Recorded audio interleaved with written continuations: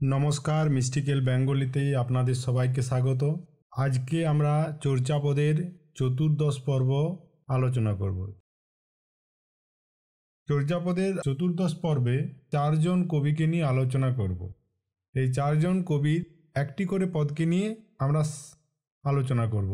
চারজন কবির একজন হচ্ছেন গুন্ডিরিপা, ঢ্যান্ডনপা, তারকপা এবং চাটিলপা। এই চারজন কবিকে নিয়ে আমরা আলোচনা করব আজকের ক্লাসে। তো প্রথমে আমরা গুন্ডরিপাকে নিয়ে আলোচনা করি। চর্যাপদের অন্যতম কবি গুন্ডরিপা। গুন্ডরিপা পাল বংশের রাজত্বকালের সময় জীবিত ছিলেন। বলা ভালো, দেবপালের রাজত্বকালে 840 খ্রিস্টাব্দে তিনি জন্মগ্রহণ করেন। জন্মস্থান টিসুনগর। জাতিতে তিনি ছিলেন লোহার, তবে তিব্বতী ঐতিহ্যে তার নাম নেই। 4 নম্বর চর্যার রচয়িতা গুন্ডরিপা। গুন্ডরিপার 4 নম্বর পদ। রাগ হচ্ছে অরু। তি অড্ডা চাপি জৈনি দে অঙ্ক বালি, কমল কুলিশ ঘান্ট করুহ বিয়ালি। জেইনি তোই বিনু খনহীন জীবমি, তো মুহা চুম্বি কমল রস পিবমি। ক্ষেপ পমহু জৈনি লেপ ন যায়, মণিকুলে বহিয়া ওড়িয়ানে সমায়। শাশু ঘরে ঘালি কঞ্চা তাল, চান্দ সুজ বেনি পখা হাল। ভনৈ গুন্ডরি আমহে কুন্দরে বীরা, নারয় নারী মাঝে উভলি চিরা। প্রথমে এর বাংলা অর্থ করার চেষ্টা করব। তাহলে প্রথমে দুটি পংক্তিকে নিয়ে আমরা আলোচনা করব। তি অড্ডা চাপি জৈনি দে অঙ্ক বালি, কমল কুলিশ ঘান্ট করুহ বিয়ালি। তি অড্ডা শব্দের অর্থ কি? তেওড়া বা জঘন। তাহলে তেওড়া চেপে। জৈনি শব্দের অর্থ কি? যোগিনী। দে অঙ্কবালি। অঙ্কবালি শব্দের অর্থ কি হবে? আলিঙ্গন। তাহলে আলিঙ্গন দে। তাহলে তি অড্ডা চাপি জৈনি দে অঙ্কবালি এর অর্থ হচ্ছে তেওড়া বা জঘন চেপে যোগিনী আলিঙ্গন দে। এই আলিঙ্গনটা কাকে দে? আলিঙ্গনটা হচ্ছে সাধককে দেন। কমল কুলিশ ঘান্ট করুহ বিয়ালি। কমল কুলিশ শব্দের অর্থ কি হবে? পদ্ম ও ব্রজ্রের। কমল কুলিশ শব্দের অর্থ হবে পদ্ম ও বজ্রের।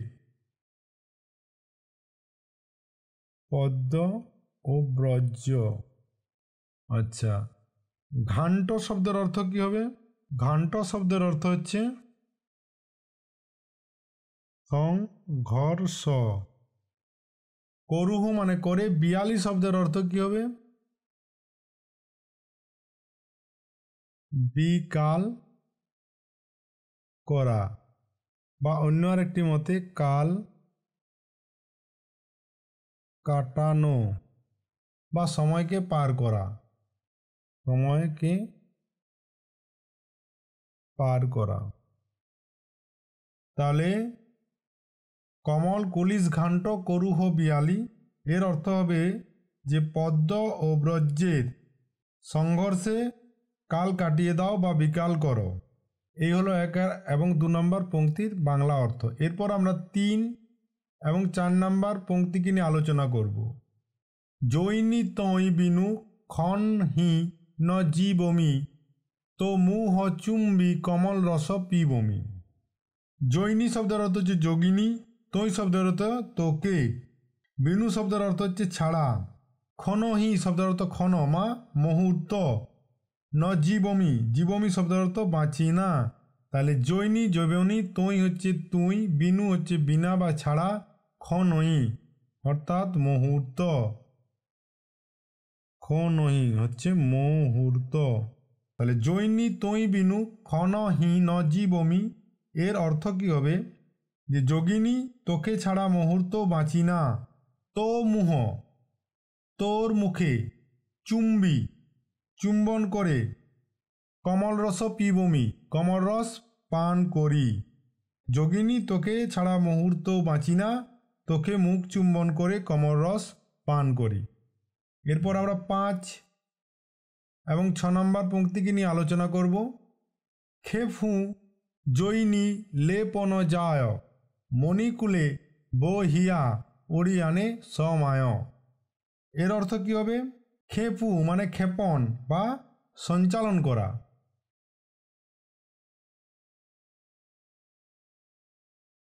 ক্ষেপণ বা সঞ্চালন করা। জৈনী শব্দের অর্থ কি হবে? জৈনী শব্দের অর্থ হচ্ছে যোগিনী। লেপ, লেপ শব্দের অর্থ হচ্ছে লিপ্ত। লেপ শব্দের অর্থ হচ্ছে লিপ্ত। ন যায় হয় না। খেপুহ জৈনী লেপন যায়। খেপুহ জৈনী অর্থাৎ ক্ষেপণ যোগিনী লিপ্ত হয় না। মণিকুলে বহিয়া ওড়িয়ানে সমায়।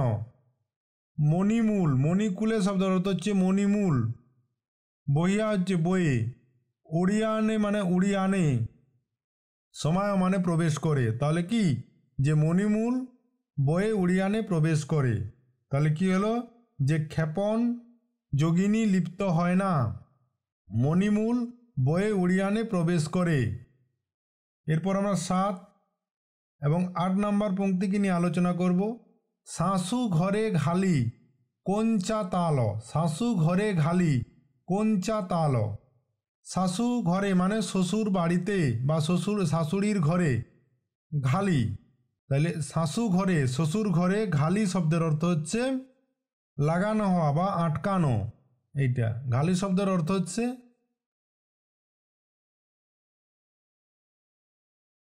আটকানো বা লাগানো হলো।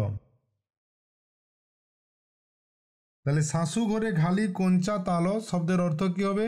শাশুড়ির ঘরে চাবি তালা লাগানো হলো। চাঁদ সূর্য কোঞ্চা তালা শব্দের অর্থ, কোঞ্চা তাল শব্দের অর্থ হচ্ছে চাবি তালা। চন্দ সূর্য মানে চন্দ সূর্য। বেনি পখা 2 পাখা হাল হলো। চন্দ সূর্য 2 পাখা হলো।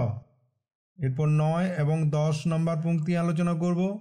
ভনই গুণ্ডরী, গুণ্ডরী বলে অময়ে আমি কুন্দরী বীরা। কুন্দুরে বীরা মানে হচ্ছে সুরত ক্রিয়া বা যৌন ক্রিয়াতে বীর। কুন্দুরি বীরা, কুন্দুরি শব্দের অর্থ হচ্ছে যৌন ক্রিয়া, যৌন ক্রিয়াতে বীর। নরয় নারী, নর নারী মাঝে মাঝখানে উভিল চিরা বস্ত্র তোলা হলো। উভিল শব্দের অর্থ হচ্ছে তোলা হওয়া, তোলা হলো। আর 14 চিরা শব্দের অর্থ হচ্ছে বস্ত্র বা পোশাক। তাহলে ভনই গুণ্ডরী অমহে কুন্দুরি বীরা শব্দের অর্থ হচ্ছে গুণ্ডরী বলেন আমি যৌন ক্রিয়ায় বীর। নরয় নারী মাঝে উভিল চিরা, নর নারী মাঝে বস্ত্র তোলা হলো। এই হচ্ছে 4 নাম্বার পদটির বাংলা অর্থ। তাহলে আমি আরেকবার পড়ে অর্থ করে দিই। তি অড্ডি চাপি জৈনী দে অঙ্ক বালি, কমল কুলিশ ঘান্ট কৌরুহ বিয়ালি। তেউর চেপে যোগিনী আলিঙ্গন দেয়, পদ্ম ও ব্রজ্যের সংঘর্ষে বিকাল করো বা কাল কাটিয়ে দাও। জৈনী তৈ বিনু খন নহি ন জীবমি, তো মুহ চুম্বি কমল রস পিবমি। যোগিনী তোকে ছাড়া মুহূর্ত বাঁচি না, তোর মুখ চুম্বন করে কমল রস পান করি। খে পুহু জৈনী লেপন যায়, মণিকুলে বইয়া ওড়িয়ানে সমায়। ক্ষেপণ যোগিনী লিপ্ত হয় না, মণিমূলে বয়ে উড়িয়ানে প্রবেশ করে। শাশু ঘরে ঘালি কোঞ্চা তাল, চাঁদ সূর্য বেনি পখা হাল। শাশুড়ির ঘরে চাবি তালা লাগানো হলো, চন্দ সূর্য 2 পাখা খণ্ডিত হল। ভনই গুণ্ডরী অম হয়ে কুন্দরে বীরা, নরয় নারী মাঝে উভিল চিরা। গুণ্ডরী বলে আমি সুরত বা যৌন ক্রিয়ায় বীর, নর নারী মাঝে বস্ত্র তোলা হলো। এই হচ্ছে পদটির বাংলা অর্থ। এরপর আমরা এই পদটির ব্যাখ্যায় যাব। তান্ত্রিক বৌদ্ধ ধর্মে যে যৌন যোগাচার একসময় প্রাধান্য পেয়েছিল, বর্তমান গানে তারই পরিচয় আছে। এখানে কমল কুলিশের সংযোগ ও সংঘর্ষে যে মহাসুখ লাভের যৌন ইঙ্গিত আছে, তা প্রজ্ঞপায়ের মিলন অদ্বয় মহাসুখ লাভের এই রূপক মাত্র। ললনা, রসনা ও অবধূতি নারী এই তিনটিকে চেপে অর্থাৎ তাদের গ্রাহ্যগ্রাহক গ্রহণভাব নাশ করে পরিশুদ্ধাবধূতিকা নৈরাত্যা নিজের স্বরূপ বা অঙ্কবালী বা নৈরাত্যতা সাধককে দান করেন। সাধক এই অবস্থায় প্রজ্ঞপায়ের অর্থাৎ কমল কুলিশ মিলনে কাল রহিত হয়ে নিরবিচ্ছিন্নভাবে সহজানন্দ লাভ করেন। নৈরাত্যা যোগিনীর সঙ্গে নিয়ত সংযোগের ফলে সাধক মহাসুখ চক্রস্থিত উষ্ণীব কমলের মধু পান করেন অর্থাৎ সহজানন্দ লাভ করেন। আমাদের চিত্ত অশুদ্ধ অবস্থায় অবিদ্যামোহে লিপ্ত বা অভিভূত থাকে, কিন্তু নৈরাত্যা যোগিনীর সঙ্গে মিলনের উদ্দীপনা জাগলে অর্থাৎ নাভিচক্রে প্রজ্ঞপায়ের মিলনে বোধিচিত্তের জাগরণ ঘটলে তা আর মোহলিপ্ত থাকে না। ক্রমে মণিপুর তথা নাভিচক্র থেকে ঊর্ধ্বগামী হয়ে ওড়িয়ান তথা মহাসুখ চক্রে প্রবেশ করে। বোধিচিত্তকে এইভাবে উদ্দীপিত ও ঊর্ধ্বগামী করতে হলে শ্বাসের ঘরে তালাচাবি লাগাতে হবে এবং চন্দ্রসূর্য দুই পক্ষ ছেদন করতে হবে, অর্থাৎ বাম গা ও দক্ষিণ গা নাড়িতে যে প্রশ্বাস নিঃশ্বাস প্রবাহিত হয় তার স্বাভাবিক গতি রুদ্ধ করতে হবে এবং গ্রাহ্যত্ব ও গ্রাহকত্ব দুই ভাব বিনষ্ট করতে হবে। গুণ্ডরীপাদ বলেন যে কুন্দুর নামক যোগের দ্বারা অক্ষয় সুখ লাভ করে তিনি ক্লেশ শত্রুজয়ী বীর হয়েছেন এবং যোগী যোগিনীদের মধ্যে অষ্টগুণৌষর্যাদি যোগীন্দ্র চিহ্ন ধারণ করেছেন। এই হচ্ছে এই পদটির অন্তর্নিহিত অর্থ। এরপর আমরা পরবর্তী কবি এবং কবিতার আলোচনায় যাব। পরবর্তী কবি হচ্ছে অন্যতম কবি ঢ্যানডন পা। ইনি 845 খ্রিস্টাব্দে উজ্জয়িনীর অবন্তিপুরে জন্মগ্রহণ করেছিলেন। বর্ণে তিনি ছিলেন তাঁতি। চতুর্যোগ ভাবনা গ্রন্থের রচয়িতা ইনিই। 33 সংখ্যক পদটি ঢ্যানডন পার রচিত। 33 নম্বর পদ রাগ পটমঞ্জরি। একটি বিখ্যাত ঢ্যানডন পার এই পদটি। এই দুটি লাইন প্রায় সর্বত্র আমরা পাই। টালত মোর ঘর নাহি পড়বেশি, হাঁড়িতে ভাত নাহি নীতি আবেশি। এটা বারবার আমরা পাই, মোটামুটি সবাই জানা যারা একটু বাংলা বিশেষ করে 11-12 পাস করে এসেছো, গ্র্যাজুয়েশন যারা করছেন তারা তো সবাই জানেন। তাহলে এই পদটির রাগ হচ্ছে পটমঞ্জরি, আগেই বলা হয়েছে। তাহলে পদটির অন্যান্য চর্যাপদগুলির মতোই প্রথমে আমরা বাংলায় এর অনুবাদ করব 1 আর 2। তাহলে প্রথম পংক্তি নেব। টালত মোর ঘর নাহি পড়িবেশি, হাঁড়িতে ভাত নাহি নীতি আবেশি। এর অর্থ কী হবে? টালত শব্দের অর্থ হবে লোকালয়। কেন লোকালয় হবে? এর কারণ হিসাবে, অর্থাৎ টালত যদি আমরা করি এর অর্থ হবে উচ্চ পর্বত, কিন্তু এর একটা বর্ধিত অর্থ রয়েছে। এই বর্ধিত অর্থটা হচ্ছে লোকালয়। এখানে উচ্চ পর্বতের চেয়ে লোকালয় বলাটাই শ্রেষ্ঠ হবে। তাহলে টালত মোর ঘর নাহি পড়িবেশি শব্দের অর্থ হচ্ছে লোকালয় আমার ঘর। প্রথম এই লাইনটা যদি বলি, টালত শব্দের অর্থ কি হবে? লোকালয়। মোর হচ্ছে আমার ঘর, নাহি পড়বেশি শব্দের প্রতিবেশী নেই। পরিবেশী শব্দের অর্থ কি? প্রতিবেশী। হাঁড়িতে ভাত নাহি, হাঁড়িতে ভাত নাই, নীতি আবেশি। এখানে হচ্ছে প্রতিবেশীও নেই। এখানে এর ব্যাখ্যা করলে নীতি মানে নিত্যই অনেকেই বলে, আমি এখানে এই জায়গায় বলবো যে নীতির অর্থে বোঝাতে হবে নেই। এটার ব্যাখ্যা যখন করব তাহলে বোঝা যাবে যে কেন নেই বলছি, কেন লোকালয় বলছি। ঠিক আছে? তাহলে নীতি আবেশি হচ্ছে নীতি শব্দের অর্থ নিত্য। তাহলে নীতি আবেশি শব্দের অর্থ হচ্ছে আগমন। আবেশি শব্দের অর্থ আগমন। টালত মোর ঘর নাহি পড়িবেশি, হাঁড়িতে ভাত নাহি নীতি আবেশি। লোকালয় আমার ঘর, প্রতিবেশী নেই, হাঁড়িতে ভাত নেই, নিত্যই অতিথির আগমন। এরপর আমরা 3 এবং 4 নম্বর পংক্তিকে নিয়ে আলোচনা করব। ব্যঙ্গ সংসার বড হিল যায়, দু হিল দুদুকি বেন্টে সামায়। এটা একটা খুব ইম্পর্টেন্ট লাইন। দু হিল দুদুকি বেন্টে সামায়, দোয়া দুধ কি বাটের মধ্যে ফিরে যায়, এই অর্থ। তাহলে ব্যঙ্গ সংসার বড় হিল যায়, অর্থাৎ ব্যঙ্গের দ্বারা সাপ কাটা পড়ে।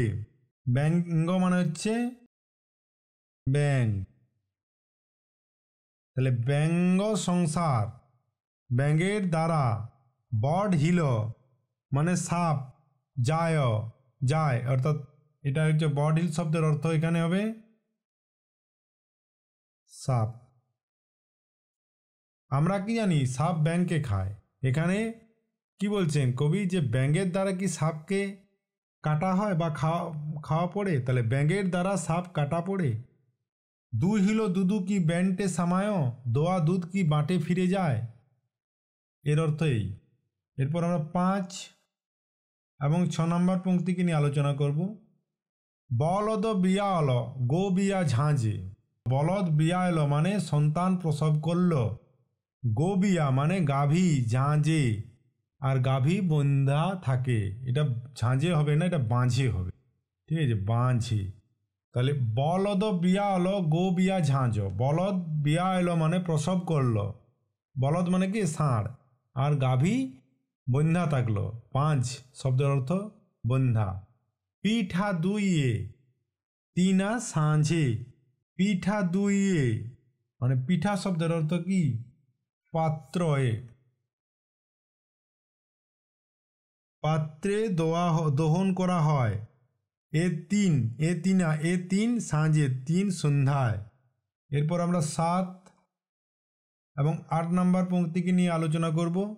যো সো বুদ্ধি সো নিবোধি, যা সেই বুদ্ধি, যো সো বুদ্ধি যা সেই বুদ্ধি, সো নিবোধি সেই নির্বুদ্ধি। যো সে চোর যে চোর, সই সাধি সেই সাধু। এরপর 9 এবং 10 নম্বর পংক্তিকে নিয়ে আলোচনা করব। নীতি নীতি সি আলা সিহে যম জুঝয়, ঢেন্ডন পায়ের গীত বিরলে বুঝয়। নীতি নীতি শিয়াল সিংহের সাথে যুদ্ধ করে। শিয়াল সিংহে মানে সিংহ সাথে যমযুজ যুদ্ধ করে। ঢ্যান্ডন পায়ের গীত কিছুমাত্র লোক বুঝতে পারে। এই হচ্ছে এর বাংলা অর্থ। তাহলে আরেকবার এর বাংলা মানেটা করে দিই পড়ে। টালত মোর ঘর নাহি পড়ি বেশি, হাঁড়িতে ভাত নাহি নিতে আবেশি।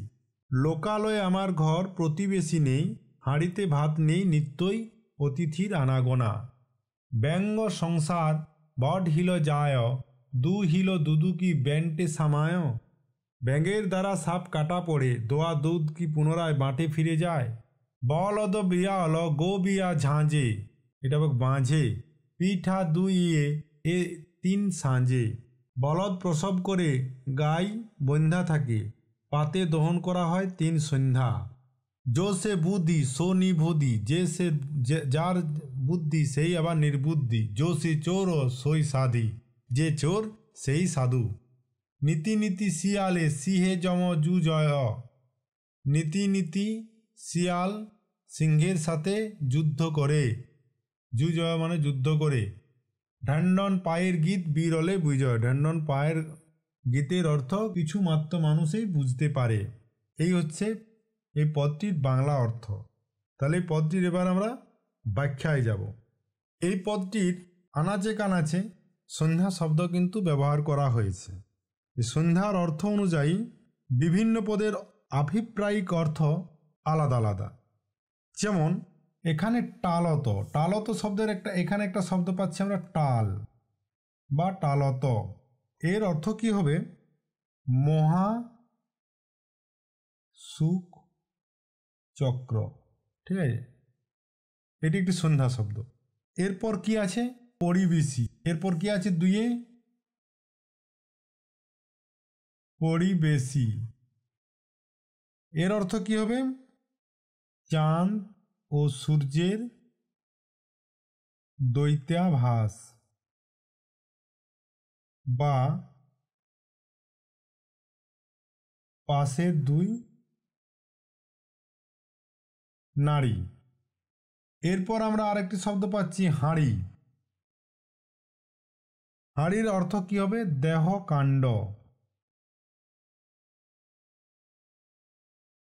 এরপর আরেকটি শব্দ পাচ্ছি আমরা ভাত। এটিও সন্ধ্যা শব্দ হয়েছে এখানে। এর অর্থ কি হবে? সং বৃত্তি বোধি চিত্ত। এরপর আমরা ব্যঙ্গের কথা পাচ্ছি, ব্যঙ্গ বা ব্যাং। এর অর্থ কি হবে? প্রভাস্বর শূন্যতা। এরপর পড়ছি আমরা দুধ। দুহিল দুদু, দুধ। দুহিল দুধ একটি শব্দ পাচ্ছি। এই শব্দের অর্থ কি হবে? বোধিচিত্ত। এরপর আরেকটি পদ পাচ্ছি আমরা বেন্ট। এটির অর্থ কি হবে? মহাসুখ চক্র।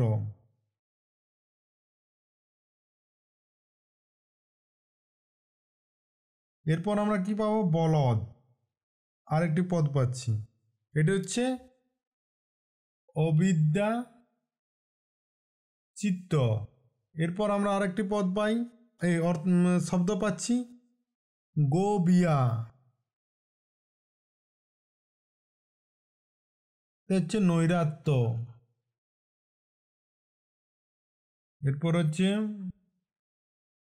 পীঠ, এটা হচ্ছে প্রকৃতি দোষ। তারপর হচ্ছে দোহন, এটি কি হবে? নিঃস্ব ভাব। বুদ্ধি, মনো ইন্দ্রিয় প্রধান। এরপর 13তম আরেকটি শব্দ পাচ্ছি চোর। প্রকৃত দোষ হরণকারী। এরপর আরেকটি শব্দ পাই সন্ধ্যা শব্দ শিয়াল। অপরিশুদ্ধ চিত্ত। এরপর আরেকটি পাই সিংহ। প্রকৃতি প্রভাস্বর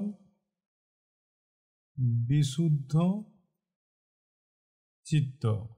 তাহলে এই হচ্ছে এই সন্ধ্যা শব্দগুলির আভিপ্রায়িক অর্থ। পদটির এবারে আমরা সরাসরি ব্যাখ্যায় যাব। সন্ধ্যা বচনের গূঢ়তায় ও বিরোধভাসের প্রচ্ছন্নতায় আলোচ্য চর্যাটি একটি পূর্ণাঙ্গ প্রহেলিকায় পরিণত হয়েছে।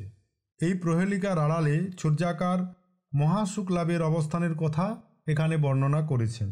তিনি কি বলছেন? যে টালত মোর ঘর নাহি পড়ি বেশি, হাঁড়িতে ভাত নাহি নীতি আবেশি।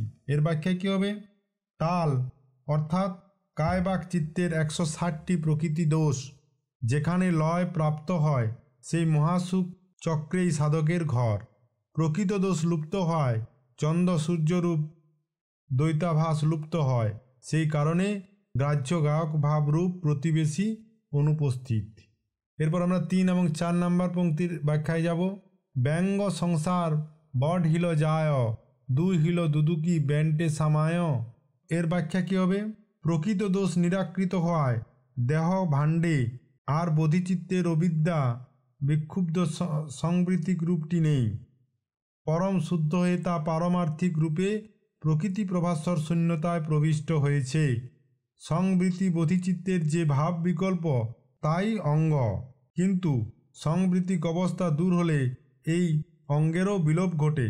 তখন শূন্যতার চিত্তে যে বিগত অঙ্গ শূন্যতা দেখা যায়, সেই প্রভাস্বর শূন্যতায় বোধিচিত্তকে বিশুদ্ধ বিজ্ঞানের দিকে চালিত করে। এই অবস্থায় বোধিচিত্ত বিস্ময়করভাবে ব্রজ্জাগার থেকে মহাসুখ চক্রের দিকে প্রবেশ করে।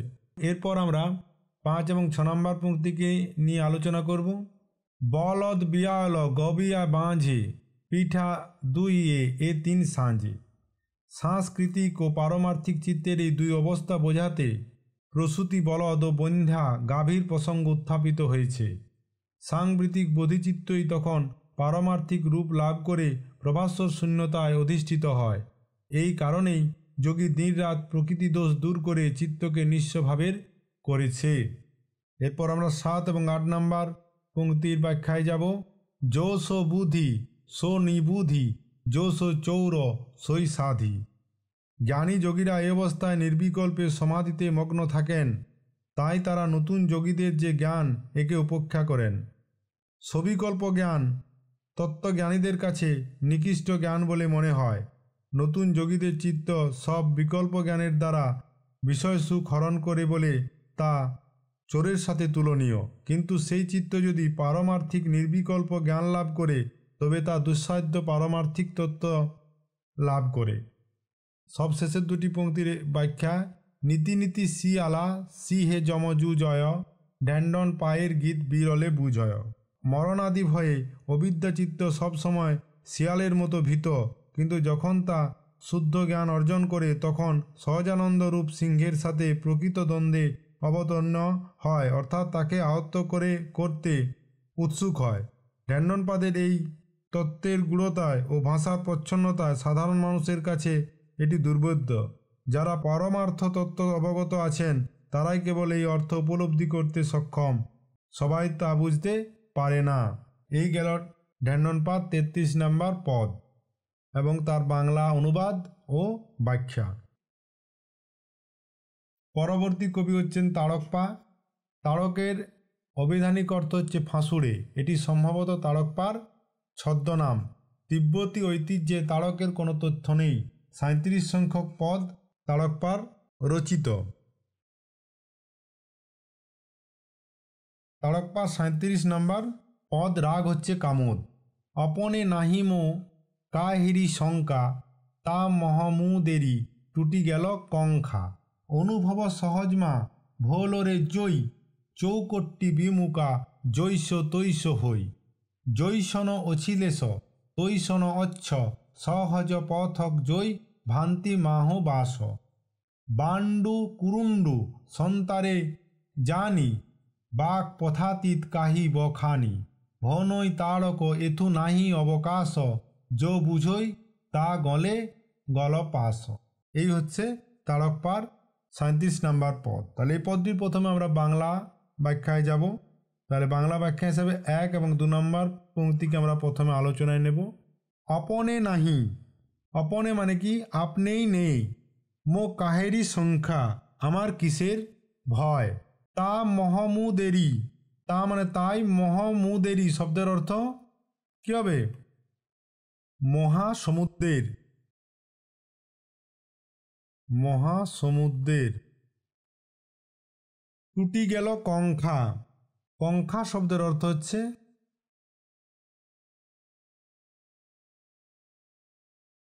আকাঙ্ক্ষা। তাহলে তা মহামুদেরি টুটি গেল কঙ্খা শব্দের অর্থ কি হবে? তাই মহাসমুদ্রের আকাঙ্ক্ষা টুটে গেল। এরপর আমরা 3 এবং 4 নম্বর পংক্তিকে নিয়ে আলোচনা করব। অনুভব সহজ মা ভোলরে জয়ী, সহজ অনুভব মা ভোলরে জয়ী। ওরে যোগী, জয়ী শব্দের অর্থ হচ্ছে যোগী। ওরে যোগী ভুলো না, মা ভোলো মানে ভুলো না। চৌকট্টি বিমুকা, চতুষ্কোটি বিমুক্ত।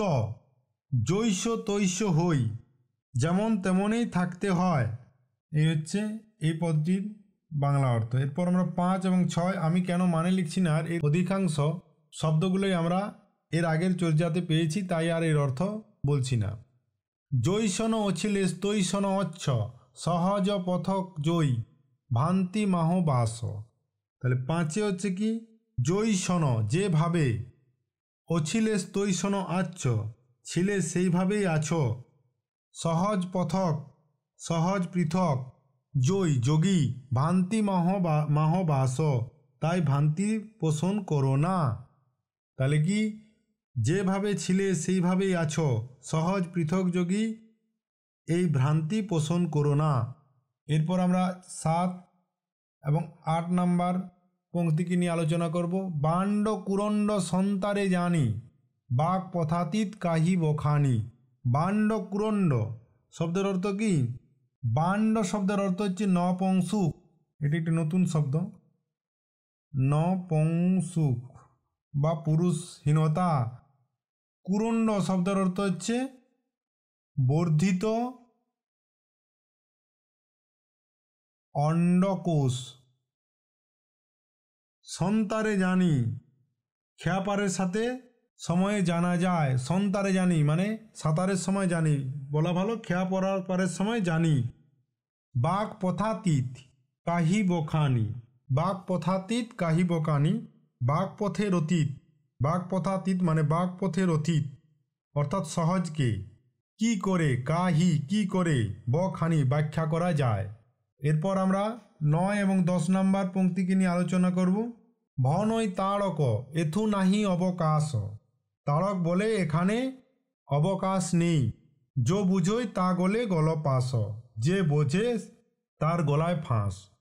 তাহলে আরেকবার এটি পড়ে এর বাংলা ব্যাখ্যা করে দিই। অপনে নাহিম কাহেরি শঙ্কা, তা মহ মুদেরি টুটি গেল কঙ্খা। আপনি নেই আমার কিসের ভয়, তাই মহা সমুদ্র আকাঙ্ক্ষা টুটে গেল। অনুভব সহজ মা ভোলরে জয়ী, চৌকট্টি বিমুকা জৈস তৈস হই। এর অর্থ কী হবে? সহজ অনুভব ওরে যোগী ভুলো না, চতুষ্কোটি বিমুক্ত যেমন তেমনই থাকতে হয়। জৈস নছিলে তৈস ন অচ্ছ, সহজ পথক জয়ী ভান্তি মোহ বাস। যেভাবে ছিলে সেইভাবেই আছো, সহজ পৃথক যোগী এ ভ্রান্তি পোষণ করো না। বাণ্ড কুরুণ্ডু সন্তারে জানি, বাক পথাতীত কাহি বখানি। নপুংসক কি বর্ধিত মুস্ক অর্থাৎ অন্ডকোষ খেয়াপারাপারের সময় জানা যায়। বাক পথের অতীত কি করে ব্যাখ্যা করা যায়। ভনই তাড়ক এথু নাহি অবকাশ। তাড়ক বলে এখানে বিভ্রান্তির কোনো অবকাশ নেই। যো বুঝোই তা গলে গলপাশ। যে বলে সে যে সহজকে বোঝে তার গলায় ফাঁস। এটাই হচ্ছে এর বাংলা অর্থ। তাহলে এই পদটির এবারে আমরা ব্যাখ্যায় যাব। ব্যাখ্যা কি হবে?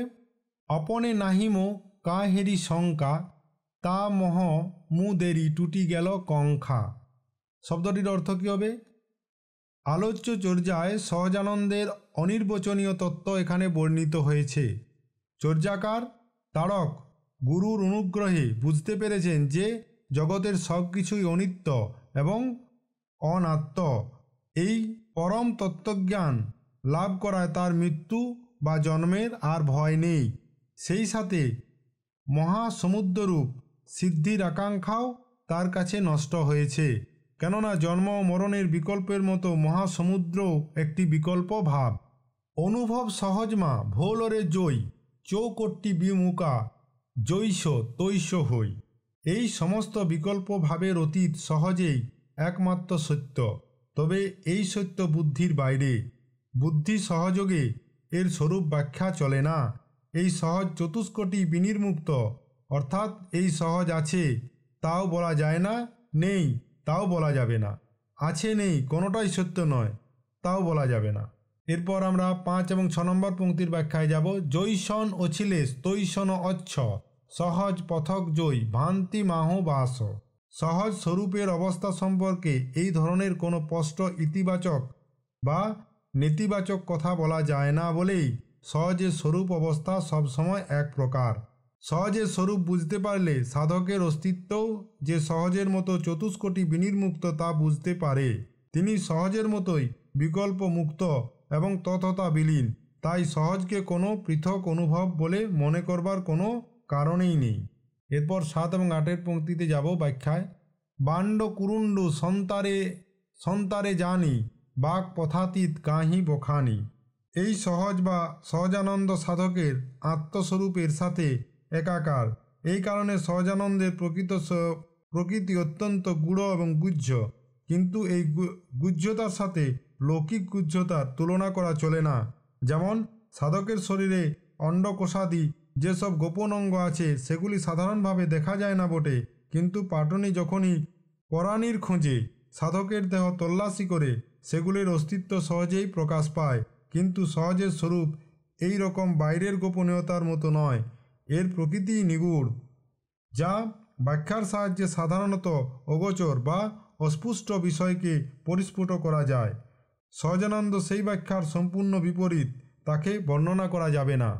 এই জন্য বলছে বাক পথাতীত কাহিব খানি। এরপর শেষ দুটি পংক্তির ব্যাখ্যা, বনই তাড়ক এথু নাহি অবকাশ, যো বুঝই তা গলে গলপাস। তাই চর্যাকার তাড়ক বলেছেন যে পরমার্থ জ্ঞান ছাড়া এই সহজানন্দ মতের কোনো অবকাশ নেই। যারা সহজানন্দকে বুদ্ধি দিয়ে বুঝেছে বলে মনে করে তাদের গলায় সংসারস্বরূপ গলপাস বাঁধা আছে, অর্থাৎ তারা মুক্ত নন। এটাই এখানের ব্যাখ্যায় বলা হয়েছে। এরপর আমরা চাটিলপার পদটিকে নিয়ে আলোচনা করব। চাটিলপার বিশেষ কোনো তথ্য নেই। 5 নম্বর পদটি চাটিলপার।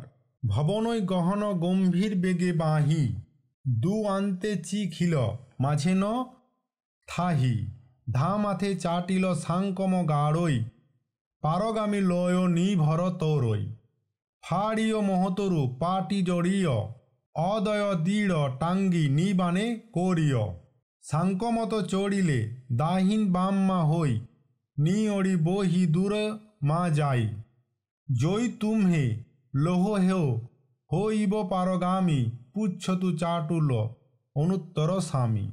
এই হচ্ছে চাটিলপার 5 নম্বর পদ। তাহলে এই পদটির প্রথমে বাংলা অর্থ করব। ভবনই গহন গম্ভীর বেগে বাহি, অর্থাৎ গহন ভবনদী গম্ভীর বেগে বয়। গম্ভীর বেগে শব্দের অর্থ তীব্র বেগে যাচ্ছে। দু আন্তে চিখিল শব্দের অর্থ হচ্ছে কি, দুই পাড়ে কাদা। দু আন্তে দু পাড়ে, চিখিল শব্দের অর্থ কি হবে, চিখিল শব্দের অর্থ হবে তাহলে কাদা। মাঝে ন থাই, মাঝে থই নেই বা নাগাল পাওয়া যায় না। মাঝে থাই শব্দের অর্থ হচ্ছে থই। এরপর 3 এবং 4 নম্বর পংক্তি, ধা মাথে চাটিল সাংকম গাড়ই, পারগামী লয় নিভর তরই। ধা মাথে মানে ধর্মের জন্য, চাটিল সাংকম অর্থাৎ সাঁকো, গাড়ই শব্দের অর্থ কি গড়ে। ধর্মের জন্য চাটিল সাঁকো গড়ে। পারগামী শব্দের অর্থ কি হবে, পরগামী। লোক নিভর, নিভর শব্দের অর্থ হচ্ছে নিশ্চিন্তে।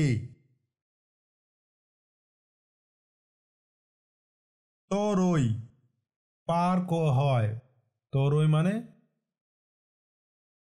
পার হয়।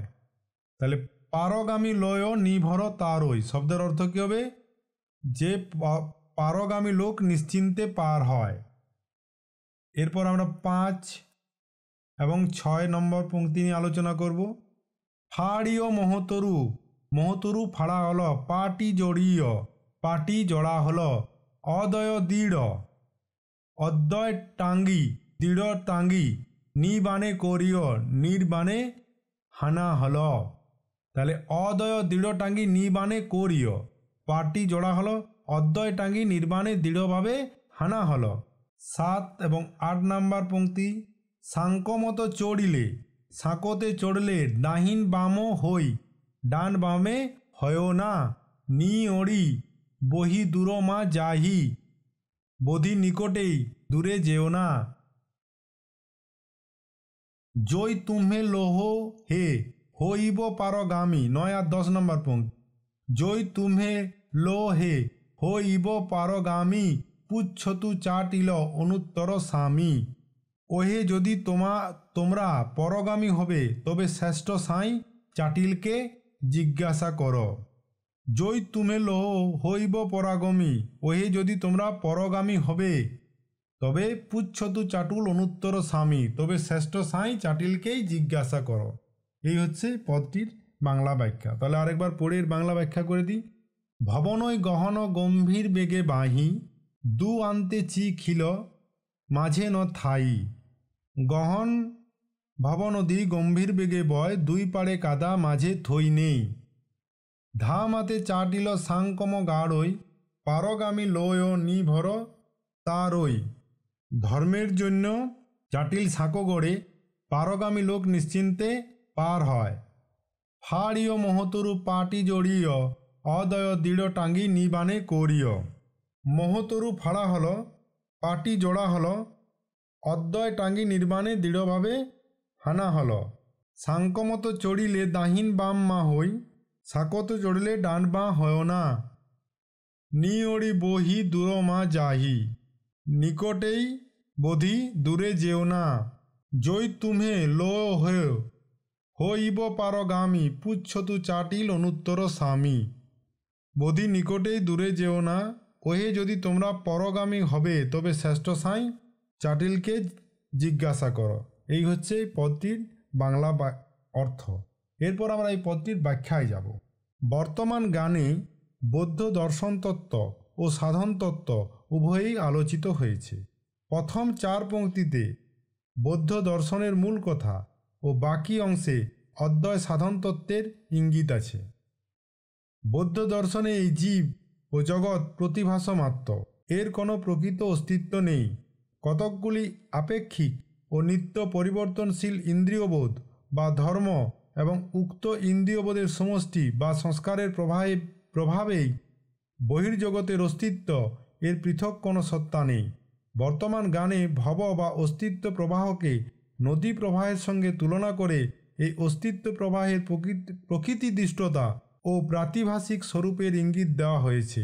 দিন রাত বিষয় তরঙ্গের উত্থান পতনে এই অস্তিত্ব প্রবাহ গহন বা ভয়ঙ্কর। বিবিধ দোষের সংস্পর্শে এই প্রবাহ গভীর। এই দুই দিকেই প্রকৃত দোষের পঙ্ক, মাঝখানে থই মেলে না, অর্থাৎ এই ভবপ্রবাহ পার হওয়া অত্যন্ত দুষ্কর। এই ভবপ্রবাহ পার হবার জন্য ধর্মগুরু চাটিল এক সেতু নির্মাণ করছেন বা করেছেন। পারগামী লোকেরা সেই সেতুতে নিশ্চিন্তে পার হতে পারবে, অর্থাৎ গুরু নির্দেশিত মধ্যমার্গে বিচরণ করলেই লক্ষ্যে পৌঁছানো যাবে। অদ্বয়রূপ টাঙ্গি দিয়ে মহুরূপ তরুকে ছেদন করে তার পাটা দিয়ে এই সেতু গড়া হয়েছে। সেতুতে চড়ে বাম দক্ষিণে ঝুঁকতে নেই, বোধি নিকটে দূরে যাবার প্রয়োজন নেই, অর্থাৎ নাভিচক্রে বোধিচিত্তর যে উদ্বোধন হলেই ক্রমে সহজানন্দ রূপ বোধি বা সিদ্ধিলাভ করা যায়। এই সিদ্ধি দেহেই আছে, তার জন্য দূর তীর্থে যাবার দরকার নেই। দৃঢ় অদ্বয় জ্ঞানের দ্বারা অবিদ্যামোহ বা গ্রাহ্যগ্রাহক ভাব বিনষ্ট করে সাঁকোয় যেমন নদীর দুই পাড়কে যুক্ত করা হয়, তেমনি অবধূতি মার্গে দেহের বাম গা ও দক্ষিণ গা নাড়ির ক্রিয়াধারকে যুক্ত করে বোধিচিত্তকে জাগ্রত ও ঊর্ধ্বগামী করলেই চরম প্রাপ্তি ঘটে। যারা পারগমনে ইচ্ছুক অর্থাৎ চরম প্রাপ্তির প্রয়াসী, তারা শ্রেষ্ঠ ধর্মগুরু চাটিলকে এ বিষয়ে জিজ্ঞাসা করুক। এই হচ্ছে পদটির ব্যাখ্যা। যেটা অপারেশন হয়েছে, যে জায়গাটা আমার, সেটা আজকে একটু পেন হচ্ছে, হলে একটু আগোছালোভাবে এটা আমি শ্যুট করলাম। ভিডিওর এই পর্যন্ত জুড়ে থাকার জন্য আপনাদেরকে অসংখ্য ধন্যবাদ। সুস্থ থাকবেন এবং ভালো থাকবেন।